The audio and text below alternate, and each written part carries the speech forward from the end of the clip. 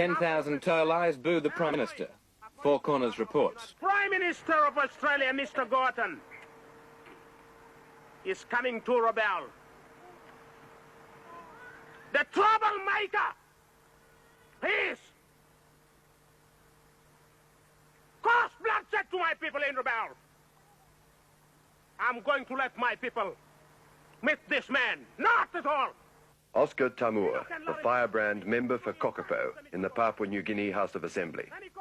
Oscar Tamur is patron of the Matongan Association, a fiercely nationalistic movement in the Tolai tribe of North New Britain. Papua New Guinea being like a football ground for the Liberal Party of Australia. That's no good. It's about time the wishes and the ideas of my people followed. Tamur, at 28, is an accomplished orator. He was educated in Australia as an army apprentice. Now he's a professional politician. At this meeting, he urged Tolais to stage their own reception for the visiting Prime Minister and to boycott the official welcome. He spoke alternately in Pidgin and Tolai, and because Four Corners was there, he sometimes spoke English. I will stop my people and my children not to meet a man who caused bloodshed to my leaders through his policies. And I will stop my people from meeting him. And up to now, I've been waiting for an answer. Request in the name of my people to solve my problem. What have I got? All right. I'm ready to shake hands with the Prime Minister of Australia after he listened to the wishes of my people and after he recognized our choice according to the Charter of the United Nations. That was the Prime Minister of Australia has failed to do. New Britain Island, with New Guinea, was a prize of war in 1914. And since then, Australia has both made the rules and paid the bills. John Kaprutin, the image man of Matongan. His age is about 30. He's had some university education, including study in Hawaii. The visible Matongan leadership is by young men. Kaprutin says this is because the young men can speak English, and the only way to talk to white men is in white men's language. Haven't there been some efforts like this by native people before that haven't worked? No.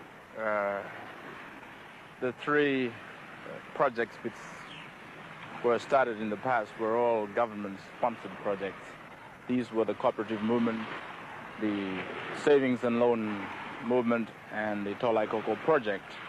These were part of the whole policy of multiracialism in this country. They were not independent as such, that they would move from just being cooperative to something else. You have a reputation of hating the white man. What do you say about this? If anybody who says this about me has no respect for the education which you people have given to us, I think when you have given an education to somebody, you should expect him to be saying something on behalf of his people. But some of the things that you're reported to have said have been interpreted by the white men as hatred for them. Let me make myself clear. I do not write the news articles or the what is being recorded for televisions in the Australian press. The white people do that, and if they want to paint somebody into some kind of picture as being anti-white, they will do that. Tell me about Thursday and what you think is likely to happen. We are turning out the Gazelle Peninsula for Thursday to meet the Honourable Prime Minister of Australia. We will be demonstrating simply to tell to the world that there are the rights of the black people which must be protected. I believe that those rights at the moment are being corrupted by the colonial administration in this country. It's sometimes said of Matongan that you people are not prepared yourselves to negotiate. Is this true? What we are to negotiate on, we are still in the process of achieving our own government. And until we achieve that, we will not make any compromise with anybody. Things have to be the way you want them? This is our country. We will live here. We will die here. So the government must be ours. And we will specify the terms for any foreigners who wish to come into the country to stay under the terms that we would put for them. Matangan President Damien Keraku. I'll be there to face the police and whatever else, and to face the consequences as I promised the cap. And I said to him, we are sick of your bullies, and we are prepared to face the consequences of your nonsense. So, ladies and gentlemen, I'll be there watching out for you. And if I don't see you come, I fade away. If I see you come, I will be happy. I'll be very happy indeed that the future of our country is upheld. From early morning, Matangans assembled at Rabaul Aerodrome.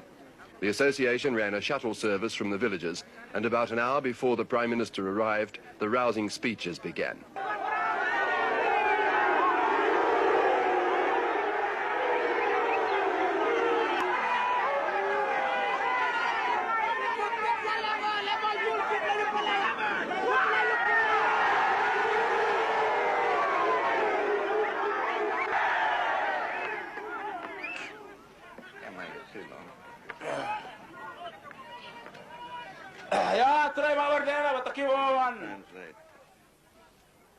Prime Minister goy bitiba bitay kanat na tinataka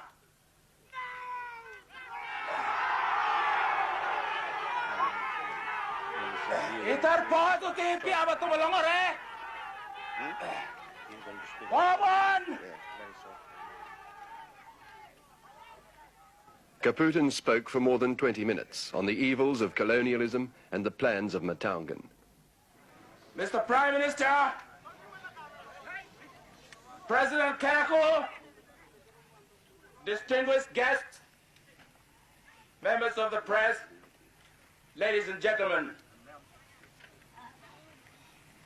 At this point of time, I think it is only appropriate for the Tolai people to express the word of gratitude to the Australian government and its people for the support that we have received in the past.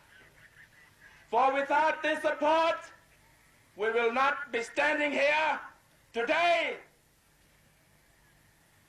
Without the industrial impetus installed in this country by the colonial power, without the courage of your men, Mr. Prime Minister, to penetrate some of the remotest aspects of this country, which I believe to be some of the remotest on this planet, we will not be standing here.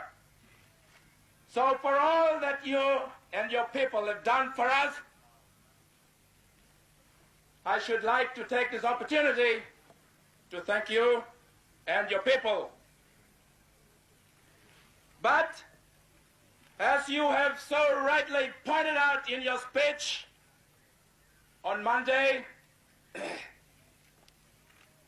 that someday the Australian people will have to say no to the annual grant now made available to Papua and New Guinea. This is inevitable, and your people are obliged to do so. And if the Australian government, or rather when the Australian government forfeit this responsibility, it means that we must depend upon our own national resources